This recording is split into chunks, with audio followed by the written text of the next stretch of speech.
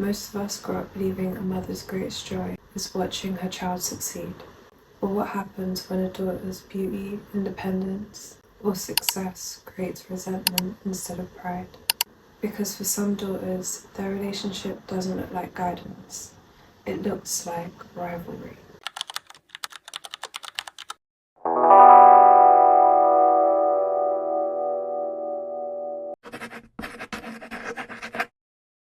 Hi and welcome to my channel.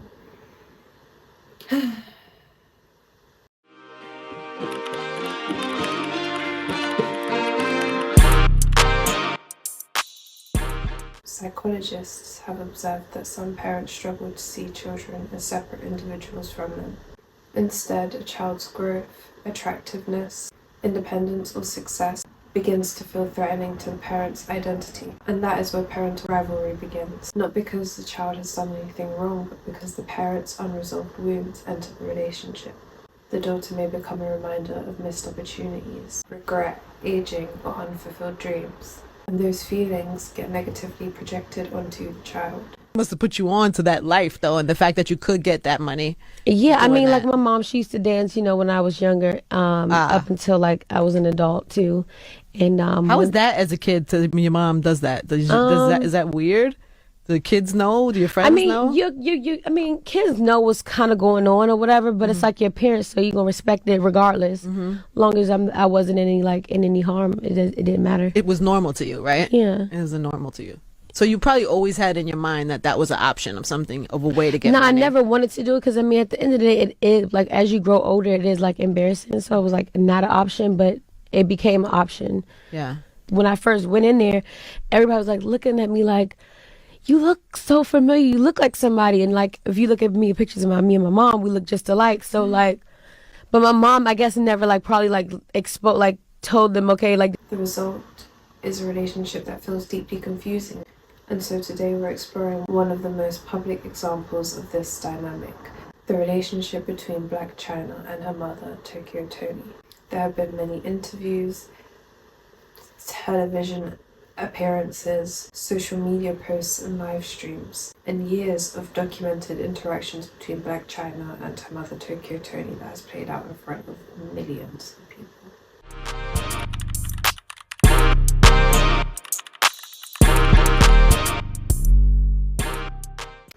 Now, who is Blac Chyna? Most people know her as a model, an entrepreneur, a social media influencer, and a reality TV personality. She is Rob Kardashian's baby mom and the ex-girlfriend of Tiger.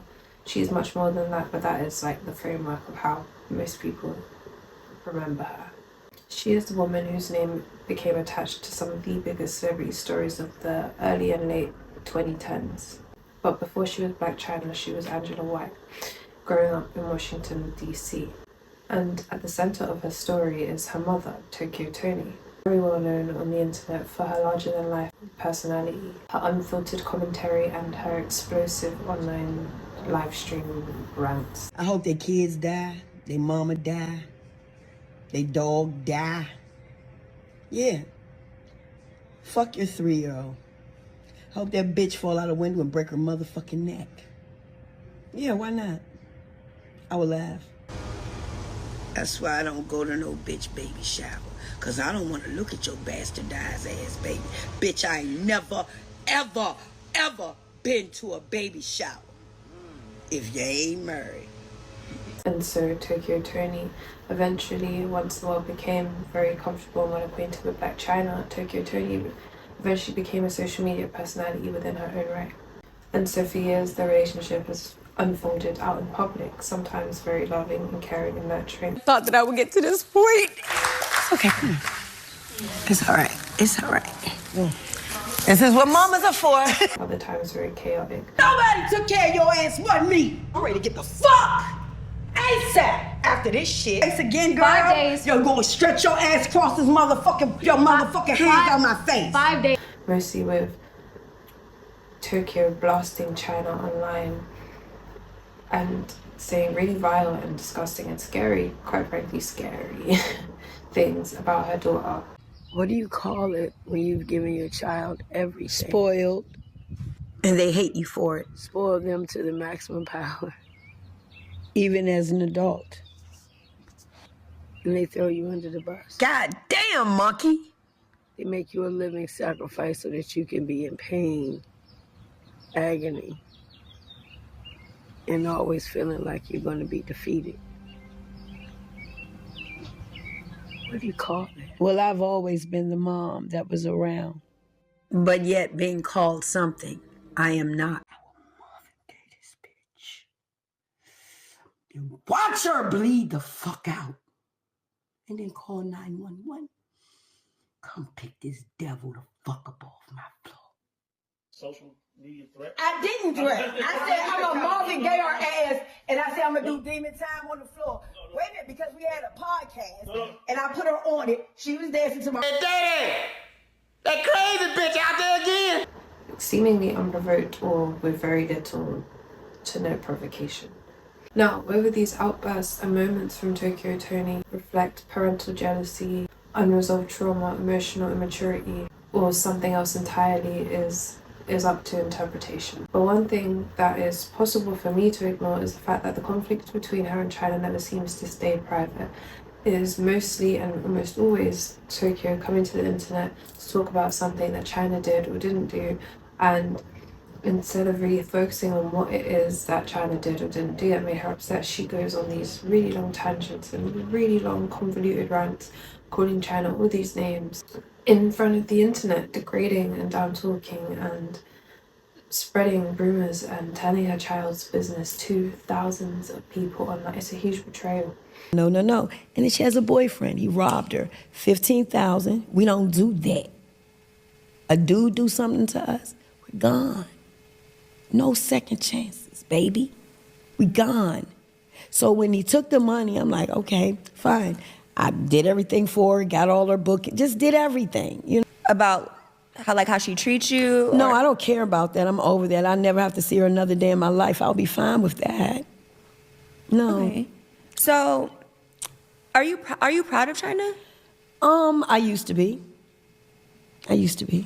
I mean, what about her transformation into What transformation? her finding God, and she's transformed from Blac Chyna to Angela. Angela, her last name's White. And it's very cool. And that is very interesting because it's no longer just between them, it becomes public. The public become a part, the public become the audience. They become a part of the narrative too. It's as though she needs the audience, or an audience, to affirm her beliefs and her takeaway from conversations that she has with China, to affirm her narrative and her way of events. When we take a look at the two women's childhoods, there are similarities. One, neither one of her childhoods seemed to be easy.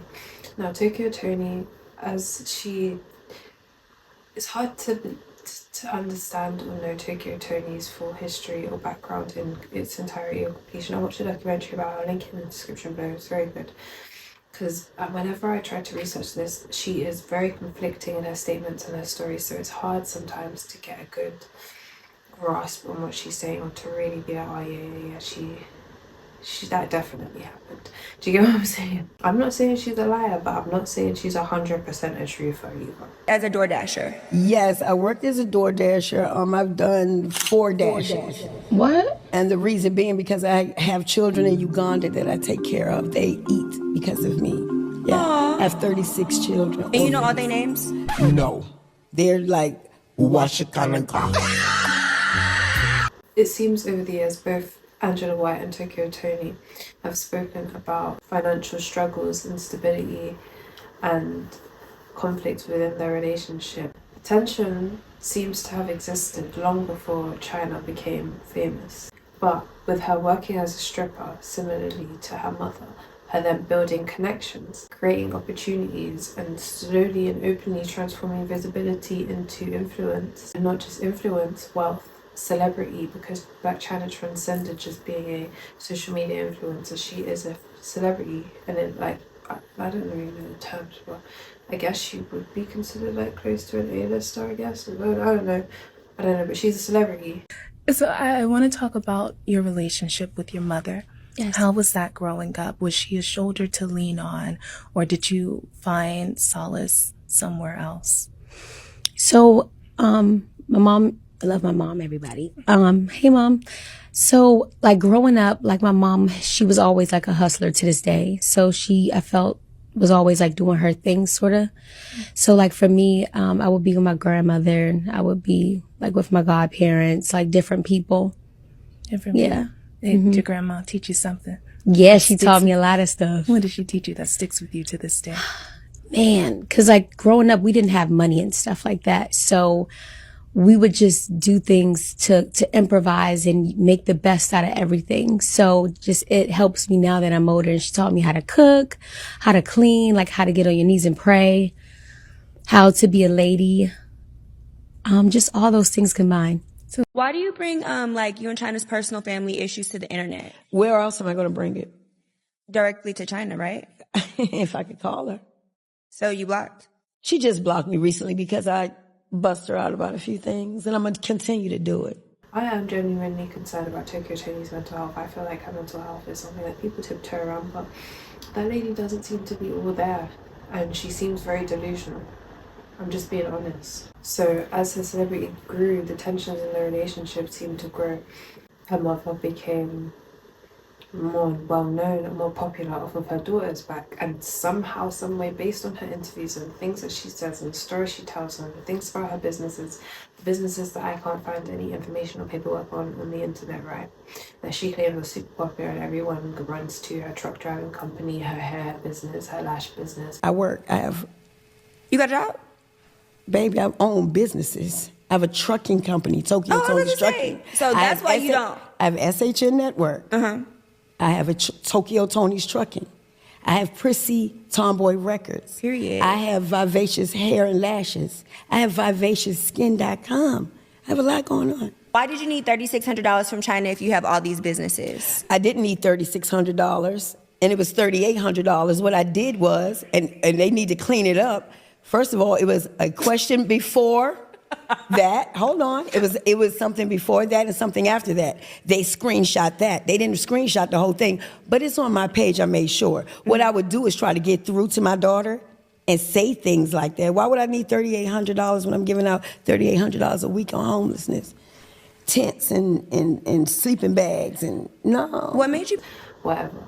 It seems that her mother hasn't been able to transcend visibility into wealth, fame, celebrity. You often hear her in her confrontations or her talks about China being ungrateful, about how she did everything for her, how China didn't stay at her grandma's house, how she raised her. She gave up a lot for China.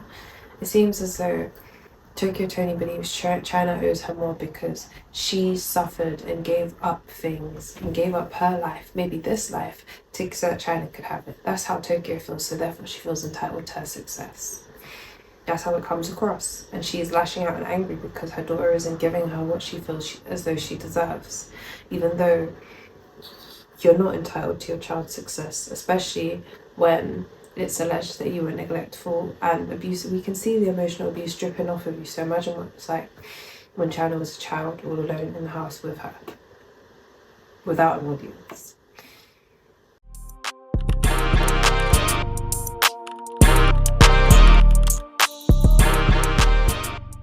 So, why would a parent compete with their own child?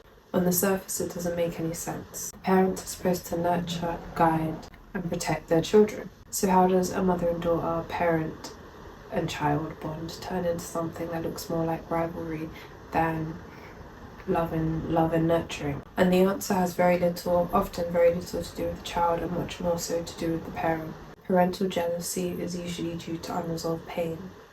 In emotionally immature parenting, one key issue shows up repeatedly. There is an inability to separate themselves from the child. No. And then she has a boyfriend. He robbed her. $15,000. We don't do that. A dude do something to us, we're gone. No second chances, baby. We gone. A healthy parent sees their child as a separate person, with their own life, their own identity, and their own future. They can witness their child's success without feeling threatened by it. But when insecurity, regret, or unmet ambition is present, a child's growth can trigger comparison and discomfort, and the daughter becomes what the parent feels like they never were. And instead of pride, there is grief. not for the child, but for themselves, for who they feel as though they could have been or what they could have had. And grief doesn't always show up honestly. It can show up as criticism, control, fake concern, or brutal honesty. Proud of Chyna? I used to be.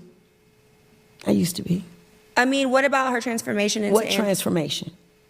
her finding God, and she's transforming from Blac Chyna to Angela. Angela, her last name's White. Okay, you really want this? I do. You really want this, Megan? James, I'm gonna give it to you. Okay. Raw and uncut. First of all, her name is Angela Renee White. When I noticed that, A mother may believe that she's keeping her daughter grounded. I believe that Toni feels overall rejected by Blac Chyna. no, I don't care about that. I'm over that. I'll never have to see her another day in my life. I'll be fine with that. And so whenever she feels rejected, she lashes out and goes and runs to the world to tell the world that actually she rejects her. They're not close. And I think Tokyo would like to be closer, but I feel as though because of her behaviour, her bizarre behaviour, and her entitlement, Chyna probably keeps her at a distance, which makes her angry because she feels as though she's deserving of more. Underneath all of this, it is discomfort with being outshined, especially in mother-daughter dynamics, because daughters represent youth, beauty, potential, and opportunity, which is something in today's society that women are taught to value, that everybody is taught to value in women. There is always a fear of being replaced by someone younger, and that is patriarchy that throws that messaging out there. And for a mother who hasn't made peace with her life, that contrast can be very painful. The focus, however, is not only on Toni, but on Blac Chyna and the kind of impact that has on the child. When you look at the timeline and the events, her persona throughout her public life, the conversation mostly centers around hair, makeup, beauty standards, relationship, controversy.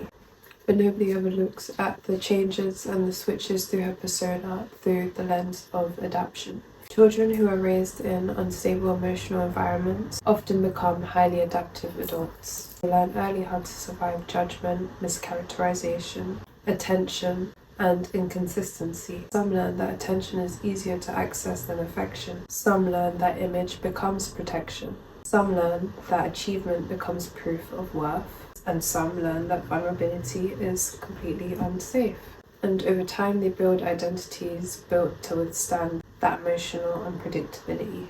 This is not a diagnosis, only Blac Chyna knows her full story. But the psychological outcomes of chronic criticism and inconsistent affection are well documented. They often lead to perfectionism, achievement-focused identity, hyper-adaptability, and emotional self-protection. I feel you, girl. I feel you. That's what, yeah, hell yeah. Fuck, bro. Hell yeah. So this is why people, grandparents is dying and shit. My grandmama been dead. Check this out. My grandmama been dead. My grandmama been dead. R.I.P. And I've been that. And one of the most overlooked dynamics in parental conflict is that children often continue seeking validation long after success and far into adulthood. Because the original need was never about achievement, it was about emotional security. To be seen, to be loved, to be chosen without comparisons. And when that need is not met consistently, external success cannot replace it. And this is why some of the deepest wounds appear in the people who seem to have everything. Public validation does not heal private absence. And for many daughters in these dynamics, the grief is not simply that they were never loved. It was that the love they were offered was never stable enough to rest in. Thank you so much for watching my YouTube video. Please like and comment and subscribe. So sorry about my voice. I have like hay fever or a cold. I'm not sure which one or the other. My nose is so stuffy and my eyes are dry. So have a good time. Thank you. Bye.